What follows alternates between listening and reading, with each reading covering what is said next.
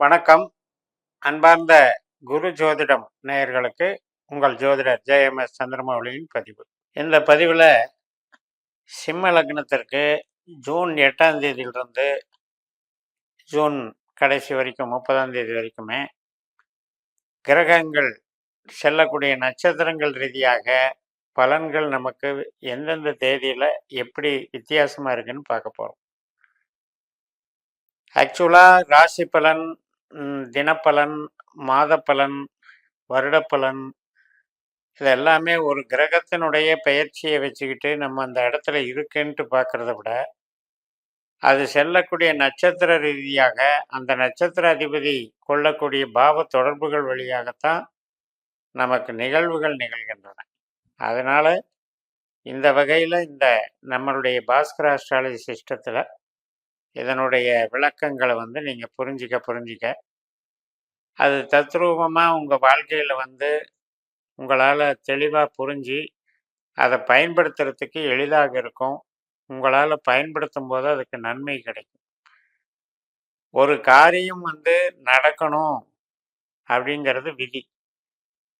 அந்த விதி மதியால் வெல்லலாம் அப்படிங்கிறது சந்திரன் செல்லக்கூடிய பாதை.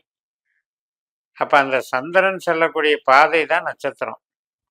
அது மாதிரி ஒவ்வொரு கிரகத்துக்கும் பாதை இருக்கு, ஒவ்வொரு நட்சத்திரத்தின் வழியா செல்லுது. அதன் மூலமாகத்தான் வெவ்வேறு நபர்களுக்கு வெவ்வேறு நிகழ்வுகள் நடக்கிறது. சிம்ம லக்னத்துல பல கோடி பேர் பிறந்திருக்கலாம். ஒரு கிரகம் இந்த இடத்துல வந்துருச்சு அப்படிங்கிறதுனால அந்த பல கோடி பேருக்கும் ஒரே சம்பவ நிகழ்வுகள் நிகழாது. அப்ப நம்மளுடைய ஜனன ஜாதகத்துக்கும் இந்த கோச்சாரத்துக்கும் ஒரு தொடர்பு இருக்கு. அதையும் வைத்துக்கொண்டு நட்சத்திர ரீதியான உள்ள தொடர்புகளையும் நம்ம பார்க்க தவறக்கூடாது. அந்த வகையில் இந்த ஜூன் 8ஆம் தேதியிலிருந்து 21ஆம் தேதி வரைக்கும் நம்முடைய லக்னாதிபதியான சூரியன் செவ்வாயினுடைய நட்சத்திரத்தில் பயணிக்கிறார். செவ்வாய் கிரகம் மேஷ ராசியில 9ஆம் இடத்துல பாக்கியஸ்தானத்தில் இருக்கார். அப்ப இதனுடைய பலன் என்ன? பொது பலன் தான். இதுல தனிப்பலன் எடுக்கும் பொழுது அவங்கவங்க ஜாதகத்துல செவ்வாய்க்கு என்ன பங்கு, சூரியனுக்கு என்ன பங்குன்னு எடுக்கும்போது தனிப்பலனா அது பல்வேறு நிகழ்வுகளை குறிக்கும். ஆனா பொது பலன்ல நம்ம ஒரு பாவம் இந்த பாவத்தை இயக்குதுங்கிற ஒரு வகையில நம்ம இந்த பதிவு பண்றோம். அப்ப இந்த 21ஆம் தேதி வரைக்கும் 13 நாள் ஒரு மூளை உழைப்பு சார்ந்தது. அதாவது பாசம், நேசம், அன்பு, பூர்வீகம், தந்தை வர்க்கம், குலதெய்வம், உயர்கல்வி, இது மாதிரி வெளிநாடு தொடர்பு, இது மாதிரி பல புதிய நபர்கள் தொடர்பு, இது மாதிரி சம்பவங்கள் நிகழும். அதற்கு இந்த சூரியன் ஆதாரமாக இருக்கிறது. அப்ப இது அகம் சார்ந்து நல்லா இருக்கு. அதாவது நம்மளுடைய எந்த ஒரு பாதிப்பையும் ஏற்படுத்தாமல் நம்மளுடைய அன்றாட நிகழ்வுகளுக்கு சாதகமா போய்கிட்டே இருக்கும். இறையருள் கிடைக்கும். நல்ல மதிப்பு, மரியாதை, கௌரவம், அந்தஸ்து, வளர்ச்சிகள் நன்றாக இருக்கும். ஈடுபாடுகள் நன்றாக இருக்கும். அந்த 21ஆம் தேதிக்கு மேல சூரியன் ராகுனுடைய நட்சத்திரத்துல பயணிப்பார் 9 நாட்கள், 30ஆம் தேதி வரைக்கும்.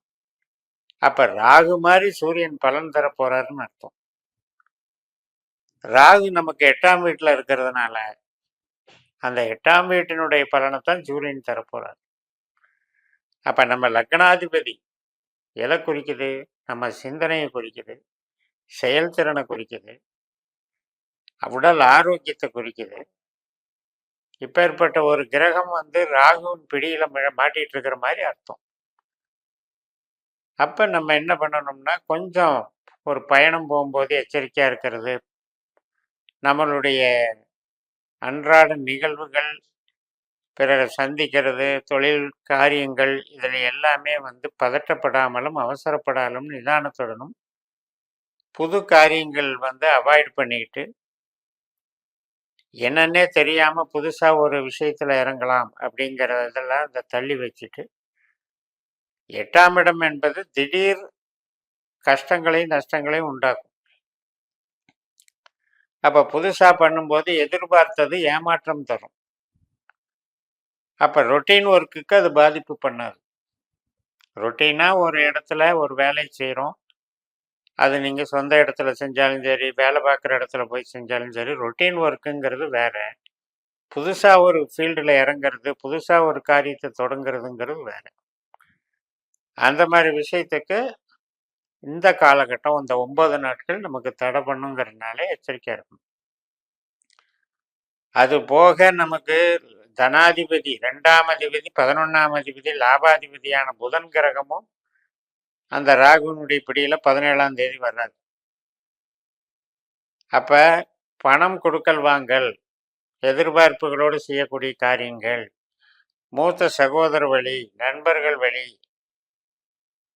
ஆசைப்படுறது, இந்த காரியங்கள்லையும் பண லாபம் சம்பந்தப்பட்ட காரியங்கள்லையும் எச்சரிக்கையா இருக்கணும். அந்த 17ஆம் தேதியிலிருந்து 30ஆம் தேதி வரைக்கும் புதனும் நெகட்டிவா வேலை செய்யறாருன்னு அர்த்தம். 18ஆம் தேதி சுக்கிரனும் அந்த நட்சத்திரத்துக்கு வர்றாரு. திருவாதிரை ராகு நட்சத்திரத்துக்கு மிதுன ராசியில. ஆனா நம்ம என்ன சொல்லுவோம் ஜோதிடத்துல 11ஆம் இடத்துல லாபஸ்தானத்துல 3 கிரகம் இருக்குது அப்படின்ட்டு நல்ல பலனை சொல்லுவோம். நட்சத்திரம் இருக்கிற நட்சத்திரத்தை கவனிக்க மாட்டோம். அப்ப இது மாதிரி அக்யூரேட்டா நம்ம உள்ள போய் அதுக்குண்டான ஜோதிட ஃபார்முலா நட்சத்திர சூத்திரங்களை பயன்படுத்தி பார்த்தா தான் நம்ம ஜாதகத்துக்கு தகுந்த நிகழ்வுகளை நாம நிர்ணயம் பண்ண முடியும். அதே போலதான் சுக்கிரனும் ராகு நட்சத்திரத்துல வரும்போது சுக்கிரன் நமக்கு கம்யூனிகேஷனை கொடுக்கிற கிரகம். நம்மளுடைய அறிவை வந்து இன்வால்வ் பண்ணி அந்த அறிவை வந்து பயன்படுத்துகிற கிரகம். அதே போலதான் நமக்கு ஒரு ப்ரொமோஷன் தொழில் ஒரு அந்தஸ்தை கொடுக்குற கிரகம். அந்த கிரகமும் ராகுனுடைய பிடியில மாட்டி அந்த 8ஆம் பாவத்தினுடைய ராகுனுடைய செயல்பாட்டை தான் இந்த 3 கிரகமும் செய்ய போகுது. அதனால் அந்த கடைசி 9 நாட்கள் நம்ம வந்து ரொம்ப ரொம்ப கவனமாக இருக்கணும். புது காரியங்களை அவாய்ட் பண்ணிக்கணும்.